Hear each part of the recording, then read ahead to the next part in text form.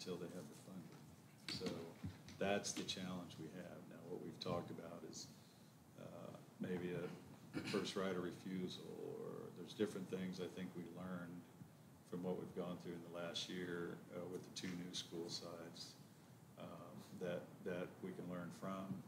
And I would say that's what we put this agreement in mind based on, that at this stage, it's extremely difficult for either the developer or the school district to make a specific business binding commitment about this school will be built within this time frame. So what the framework, the wording of this agreement says is the developer and the city are ready to get together with the school to try to figure some of those things out.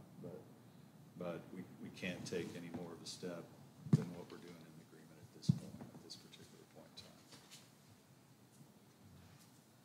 in time. So just to run it down,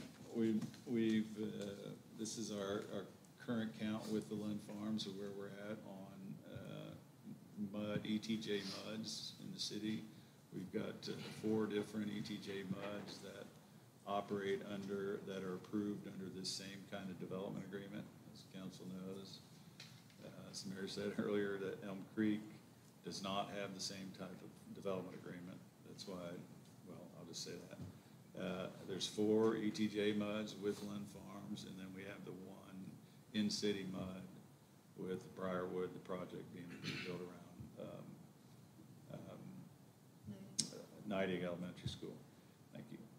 So that brings our count to just over 8,000 of home sites that would be on the books with the approval on farms. The mayor and I were actually talking about this today, so I think this is true of all over Texas, certainly Central Texas. As we move forward, when we talk about population and housing, the city of Elgin's population is going to be significantly different than what we all consider the Elgin community to be.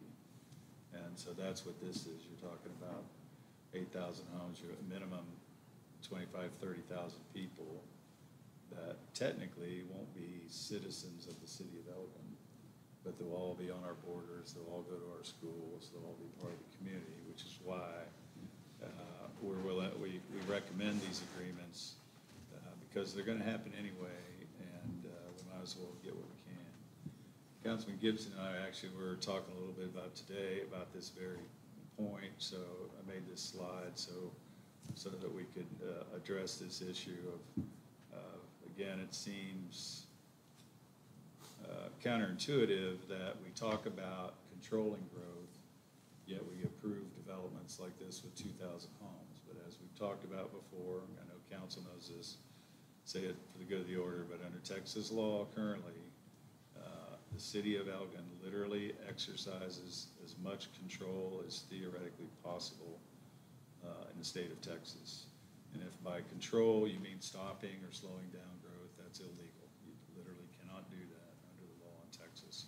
So the best we can do is try to embrace this development and get what we can out of it. And this is just some of the points. So one thing to remember when we talk about a consent and development agreement, that means the city is consenting to this mud moving forward. That's almost maybe one of the more crucial elements to the developer, because if the city doesn't consent to the ETJ mud, then they have to go through the legislature to get approval. Now they can do that, but that takes 2-3 years probably, and a whole process they have to go through. So that is actually one of the city's biggest leverage that we have to get these other benefits that we do from this development. That is really important. You can't underestimate how valuable that is to the developer. So while I'd like to say they do all these great things for us because I'm just a great negotiator, the truth is on that one point, it can be time consuming, and particularly in their business in this time, time means money, as they say. So it does give us leverage to get things like we do. But if we don't do the development agreement, the short answer is they can literally build this same project without us. They would pay no master development fees. They wouldn't make any commitment to the school district. The parks and trails would not have to be public and open. That's what the development agreement says, that they're public and the citizens of Elgin could go out there and use them. Not the amenities, just the public areas. So there'd be no land donation for the police or fire, no right-of-way donation on County Line Road, and you remember, or Lund Farm on Lund Road.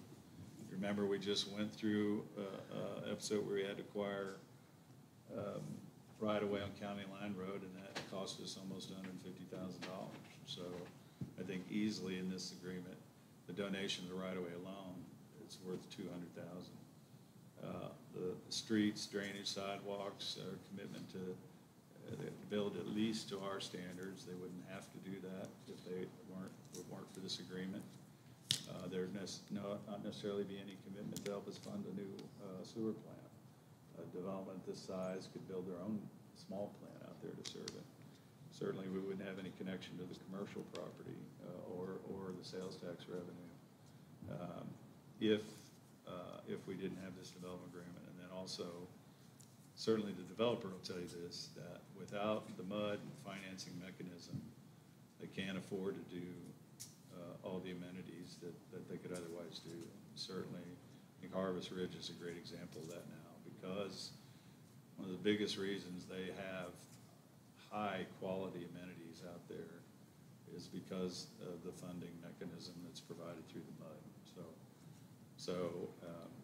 So I know we get those questions, and I know it seems, like I said, that I don't think there's any necessarily disagreement that most people didn't move to Elgin hoping it would grow to 50 or 60,000 people.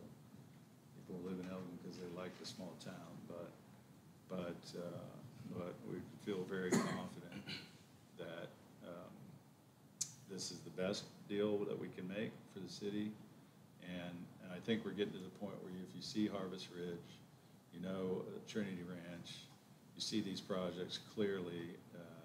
Our plan is worked out, and that we're getting better developments than we might not otherwise get if you go down Creek 2. That it does not have a development agreement that way. So I think you can even see just on the surface the benefits to the city and trying to embrace the developments, embrace the developers, and work together as opposed to kind of sticking our head in the sand about it, so to speak.